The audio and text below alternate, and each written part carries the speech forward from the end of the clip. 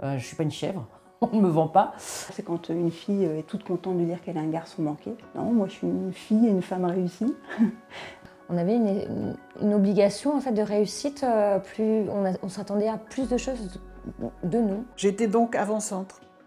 Et je peux dire que j'en marquais des buts. Je ne voulais pas être une fille. Peut-être qu'il serait bien que les femmes soient bienveillantes entre elles. Nous les filles, on devait faire notre lit et pas les garçons. J'ai quand même espoir, je trouve que les esprits se réveillent quand même. Qu'en fait, c'est pas elle le problème, quoi. C'est la société en face d'elle et qu'il faut juste être plus forte. Une femme a besoin de gueuler pour qu'on l'écoute quand même.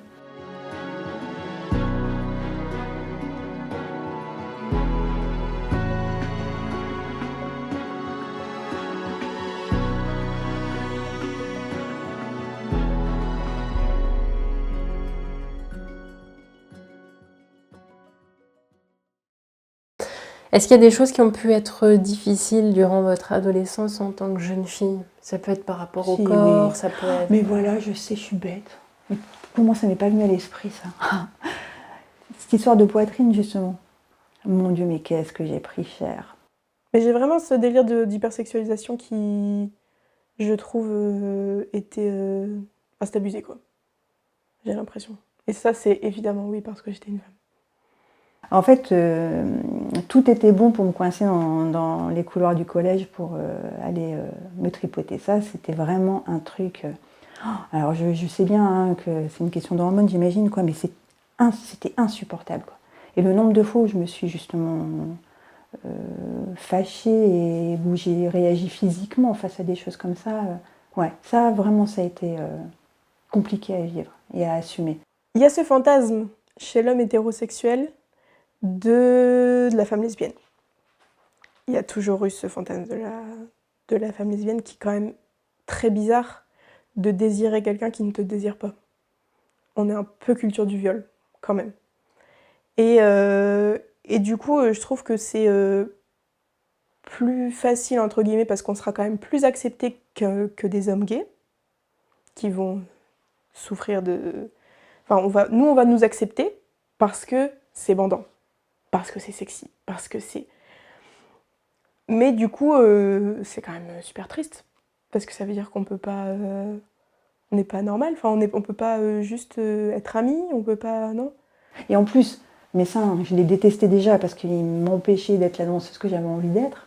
En tout cas, d'avoir le corps que... C'était vraiment... Pour moi, je les détestais, ces seins. Et en plus, ils étaient vraiment une espèce de signal là, qui attirait tous les mecs. C'était pénible. C'est quand même hyper... Non, je trouve que... Après, je sais pas, j'ai sûrement des copines qui sont hétéros et qui ont souffert aussi de cette hypersexualisation-là. Je le sais. Mais je trouve qu'en tant que femme lesbienne, bah, du coup, on a encore une fois une casquette en plus qui fait que t'es une femme, t'aimes d'autres femmes. Et moi, j'ai envie de me taper des femmes qui aiment des femmes. Et ça, je trouve ça répugnant. Je parle de mon parcours scolaire surtout, où voilà, j'ai souvent été discriminée par rapport au fait où on me disait que j'étais nulle, que je n'y arriverais pas. J'ai pas de très bons souvenirs de l'adolescence parce que j'étais aussi dans un contexte, dans un lycée qui était un lycée privé où depuis mon origine sociale, je me sentais pas vraiment à ma place. Déjà, il y avait vraiment un décalage là-dedans. Donc effectivement, j'ai redoublé mon bac, j'ai redoublé ma seconde. Non, c'était plutôt ma première aussi. Donc j'ai fait 5 ans de lycée plutôt que d'en faire que 3. C'était assez éprouvant quand même, hein. Pourtant c'était à côté de la maison, mais c'est assez éprouvant d'aller pendant 5 ans au même endroit, quoi. C'est... Oh. Bonne élève et j'ai toujours eu ce côté, j'aime apprendre, j'avance, mais au lycée, c'était pas la chose qui était cotée. Je me rappelle, il y a le prof d'anglais, alors c'est pas le même que celui tout à l'heure, c'est un monsieur, un jeune monsieur d'ailleurs toujours, qui m'a eu, moi j'ai toujours eu en anglais, allez, 5 sur 20 avec lui. Et par la suite, il y a eu ma petite sœur, qui elle est une pro de l'anglais, mais je ne raconte même pas l'accent, enfin bref, elle a toujours été... il lui a dit, mais c'est vraiment ta sœur, Dana? Voilà, lui, il avait confirmé à mon père comme quoi, oui, je la verrais bien, Dana, en école d'infirmière, elle a un bon relationnel. Ok, d'accord, chérie. Donc du coup, si j'ai un bon relationnel, je suis uniquement faite pour l'école d'infirmière parce qu'en fait, c'est accessible pour... Enfin, je comprends pas, en fait. Je peux pas faire autre chose. Hein. Pourtant, il était gentil, hein, mais débilisant, quoi. La vie au lycée, c'était pas évident. La vie sociale, il n'y en avait pas beaucoup parce que il y avait quand même beaucoup d'interdits, même jusqu'à la fin de l'adolescence dans ma famille. Donc pas beaucoup de sorties, pas beaucoup de possibilités d'aller expérimenter, d'aller vivre. Donc, Et oui, j'ai eu cette chance-là, c'est-à-dire d'avoir cette personnalité, d'être curieuse. La curiosité a toujours fait partie de moi et ça, c'est important, en fait, de ne pas perdre cette énergie, cette source de vibration. Et après ça, ça a été plus la période effectivement où une fois le bac passé, une fois le permis obtenu, une fois la vie d'étudiant qui commence, encore une période très floue parce que j'ai l'impression de ne pas être une jeune adulte très construite, très câblée, avec peut-être pas beaucoup de choses en réserve pour observer la vie et l'attaquer d'une façon positive, avec des projets. Ah oui, il y a un truc qui a été vraiment difficile, hein. C'est la relation à la sexualité. J'avais un petit ami et qui était très insistant, alors que moi j'ai pas tellement d'envie. Et puis finalement, je pense que le premier rapport n'a pas été forcément complètement consenti. Enfin voilà, j'avais pas tellement. Enfin voilà, moi je serais bien restée juste on se tient la main et c'était cool quoi. Enfin on s'embrasse et voilà, point barre. Et donc voilà. Et puis après, une fois. Hein, bah, c'est comme on dit, hein, l'appétit vient en mangeant. Donc, une fois que la chose était lancée, donc ça allait mieux. Enfin voilà, me voilà libérée, je dirais. Et en fait, là par contre, par rapport à mon père, ça a été complètement dramatique. C'est-à-dire que le jour où il a découvert que j'avais eu des relations sexuelles avec un garçon, il a tout simplement arrêté de me parler. Et encore une fois, je ne m'étais pas forcément posé la question, mais je ne suis pas sûre que ça aurait été comme ça si j'avais été un garçon. Et donc, comme il n'y avait pas de mots possibles, à un moment donné, ça a été trop et je suis partie une semaine, sans donner aucune nouvelle à personne, même à mes meilleurs amis, parce que je savais très bien que mon père allait appeler mes meilleurs amis, voilà. Et donc, à partir de ce moment-là, quand je suis rentrée, au bout d'une semaine, le dialogue a pu se réenclencher, et donc avec un vrai dialogue. Donc par exemple, le fait, enfin, en lien avec la religion, donc moi j'étais plus du tout en phase avec la religion catholique, hein, et en fait j'allais à la messe avec lui, etc., pour avoir la paix, quoi. Donc du coup, donc là j'ai pu commencer à dire, ben non, non, la messe, non, en fait non. Donc ça a été un événement fort. Je pense que ça, peut-être le fait d'être une fille, ça manquait un peu voilà, d'ouverture et d'autorisation sur la période d'adolescence. Et est-ce que vous avez le sentiment que, en tant que femme, la société vous impose plus de choses par rapport à votre corps que pour les hommes? Est-ce qu'elle m'impose plus de choses? En tout cas, ce que je remarque en tant que femme, et désolée pour ces messieurs, mais vraiment cette notion de... Dans le fait d'avancer dans l'âge, en fait. C'est vraiment cette notion de... un homme, quand ça vieillit, ça... Voilà. Il y a une espèce de caractère qui se lit sur ses traits. Un homme qui vieillit, ça a du charme, c'est beau, etc. Chez les femmes, c'est un peu plus difficile quand même. Hein. Bah, je pense qu'on est toujours plus exigeant envers les femmes qu'envers les hommes. C'est-à-dire qu'aujourd'hui, une femme, pour qu'elle ait la même réussite professionnelle, il faut qu'elle soit tout à la fois, quoi. Alors que le gars, il peut venir... c'est un exemple, je dis, voilà, c'est caricatural, mais il peut venir en short tongue. Tant qu'il a l'air en confiance, on va lui dire, ah bah, il a l'air en confiance, lui, il a l'air d'être sûr de lui. Et en tout cas, il y a certainement plus de remarques qui sont faites aux femmes qu'aux hommes. Pour un homme, avoir un ventre un peu proéminent, bon, voilà, il a de l'embonpoint, c'est un fêtard, il est convivial, sympathique, voilà, c'est chouette. Bon, une femme qui est un peu dans mon point, même si elle est sympathique, bonne vivante, bon, on va plutôt dire qu'elle se laisse un petit peu aller, quoi. Alors que la femme, elle vient avec, je sais pas, des poils sur le grain de beauté, on va lui dire, non mais t'as vu, ça dégaine, hein, c'est pas possible en fait, comment on va faire devant le client Voilà, donc effectivement, on va être beaucoup plus exigeant envers la femme qu'envers les hommes, et c'est pour ça que c'est dégueulasse, hein, c'est complètement dégueulasse. L'exigence et peut-être la pression que ça peut apporter sur une femme, surtout si elle a un rôle un peu social, si elle a une interface un petit peu relationnelle, où ça a certainement un impact plus important. Oui, aujourd'hui, on sait qu'être beau, ça augmente les chances de réussite. On le sait. Voilà, c'est instinctif, c'est les 10 premières secondes. Mais ça ne veut pas dire qu'il faut être plus exigeant envers une femme qu'envers un homme. C'est différent, c'est deux choses différentes. Bon, ça semble évident, ça. Ah oui. Bon, après, ce que je disais tout à l'heure, les ados ne sont pas plus à l'aise avec leur corps, et il y a des injonctions qui sont faites autant aux hommes qu'aux femmes et aux garçons qu'aux filles. Mais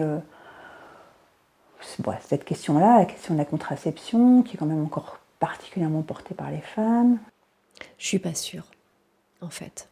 Je pense que la société impose ses codes aux deux genres, et c'est compliqué de dealer avec ça, je trouve. De moins en moins, parce qu'on est dans une époque où on peut quand même relativement porter ce qu'on veut, faire ce qu'on veut. Je ne crois pas qu'une femme ait finalement beaucoup plus de pression de la société ou de l'extérieur qu'un homme. Je pense que les hommes vivent aussi cette pression sur leur corps, sur leur anatomie, sur leurs cheveux.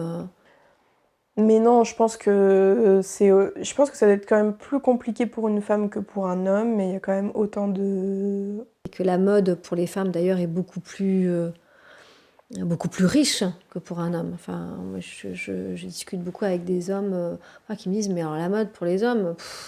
Autant de codes et de contraintes pour les deux genres. L'impact de l'extérieur sur un homme ou sur une femme, il est différent. Mais plus fort, je ne suis pas sûre.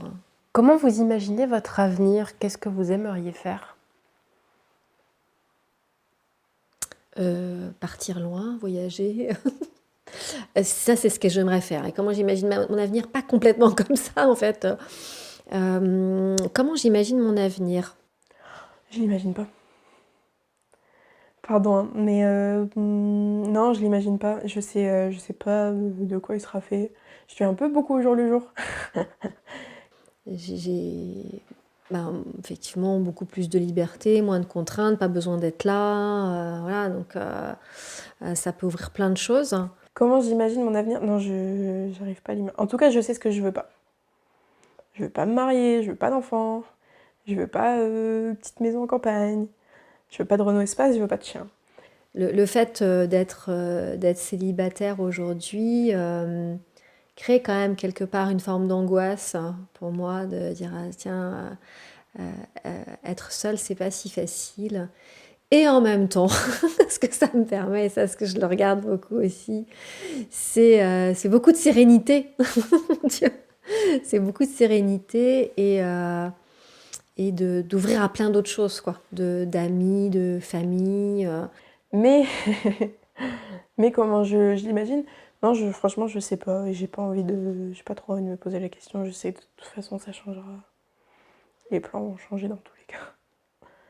Non, ça m'angoisse en plus de me poser la question. J'en ai pas envie. Je gère en tout cas l'angoisse dont j'ai parlé tout à l'heure en me disant, voilà, en recentrant, en me disant alors, je suis vivante, en bonne santé, dans un pays développé. J'ai un job, une maison, une famille, des amis, tout va bien. Tout va très bien, quel que soit ce qui se passe. Il y a déjà là la grande priorité. Alors j'espère être un peu plus zen dans ma vie, avoir moins de pression et finir par trouver quelque chose un peu apaisé, parce que j'ai quand même tendance à courir un peu après je ne sais quoi, et ce qui fait que je suis tout le temps très occupée. Eh bien, moi, je m'imagine déjà, je pense à mon bien-être avant tout. Donc, je m'imagine avec une maison, avec une piscine naturelle. J'insiste sur le côté naturel. avec une vue sur la mer, dans les hauteurs. Voilà, ça c'est quelque chose de super important puisque qui dit mer dit piscine, entre guillemets, dit soleil, dit poisson et donc vacances. Je me vois bien, enfin on se voit bien tous les deux finir dans un petit coin des Cévennes avec une petite baraque sympa, à accueillir nos petits-enfants, pourquoi pas, mais à certainement pas nous en occuper. C'est-à-dire à les accueillir de temps en temps, mais on a assez donné pour la cause là, avec les enfants. Donc on a déjà prévenu nos enfants qu'il faudrait qu'ils se trouvent des babysitters et des nounous, mais pas nous. Et voilà, je me vois comme étant aussi la porteuse de parole, peut-être envers les femmes aussi, pour leur donner un espoir envers l'avenir professionnel, pour qu'elles puissent plus s'imposer, plus s'affirmer, plus croire en elles, tout simplement. Quand je parle de mon projet, parfois on me met entre guillemets, en compétition avec Christina Cordula, alors qu'en fait, je ne fais pas du tout les choses comme elle. Il n'est pas question de mettre les femmes en talons ou toutes les femmes en talons. Tout dépend de nos besoins, de nos objectifs de vie, pro, perso, de nos habitudes, de nos valeurs. Et puis, j'imagine mon avenir avec comme une continuité de ce que je suis en train de faire maintenant. C'est vrai que je partage avec vous que j'ai un grand bonheur depuis ces quelques années-là d'alignement de ma vie, de quelque chose qui est plus, voilà, qui est enfin ce que j'ai envie de faire. J'ai enfin délimité mon petit carré de jardin là où je cultive, ça pousse. Et en fait, ce dernier plan de vie, c'est un peu bizarre de dire ça, mais quand j'ai fait ce dernier projet entrepreneurial, c'était de me dire, mais en fait, pour moi, l'histoire on est en plein dans le sujet, hein, la retraite. En fait, je ne sais pas du tout si j'aurai un jour une retraite, je ne sais pas à quel âge je pourrai la prendre. J'ai juste envie que ma vie professionnelle, elle soit quelque chose de plaisant et quelque chose qui me semble utile, pour qu'en fait, je n'ai pas à me stresser avec l'âge jusqu'auquel je vais devoir exercer mon métier. Si, en fait, ça dure tout le temps parce que je le fais dans de bonnes conditions, que ça me plaît, ça me porte, pourquoi alors j'aurais à arrêter ? Je me vois continuer à me nourrir intellectuellement parce que c'est très important pour moi. Donc je me vois bien être auditrice libre à la fac par exemple. J'ai envie de faire de l'histoire, ça fait longtemps que j'ai envie de faire de l'histoire. J'en ai fait un petit peu. Donc en fait, c'est comment je me projette, c'est de me dire je vais continuer à faire ce que je suis en train de faire, avec toujours des développements, avec toujours des choses qui vont soit se développer, se développer en termes de volume, ou soit se développer en termes aussi de sujets. C'est de continuer à apprendre, c'est de continuer à interagir, de continuer à être dans la curiosité, dans l'ouverture pour finalement faire en sorte que l'âge et les années qui passent ne soient pas juste une punition, mais soit une donnée comme une autre. Voilà, c'est le temps qui passe, ok. Je me vois voyager, parce qu'on n'a pas assez voyagé. Trop d'enfants, trop cher, et puis compliqué. Je nous vois à deux, a priori, ça devrait être possible. Et que ce temps qui passe, il permette, tout le temps que le temps tourne et qui m'est donné, qu'il tourne pour moi, c'est de pouvoir créer de la valeur, continuer à développer des choses, pouvoir être utile, contribuer avec d'autres. Pour moi, c'est ça le sens. Et puis si un jour j'ai plus la chance que le temps tourne pour moi, alors voilà, ce sera ça à la fin. Je me vois lire, avoir le temps de lire plus que ce que je fais aujourd'hui. En fait, avoir du temps, c'est ça que j'aimerais vraiment avoir. Et je trouve que pour le coup, là aussi, en tant que femme, on n'en a pas beaucoup du temps. Ça va un peu avec tout ce que je disais tout à l'heure, mais nos vies sont très très remplies. Donc j'espère avoir quand je serai bien vieille le soir au coin de la chandelle, ou je sais pas quoi, le soir à la chandelle, j'espère quand même être plus zen.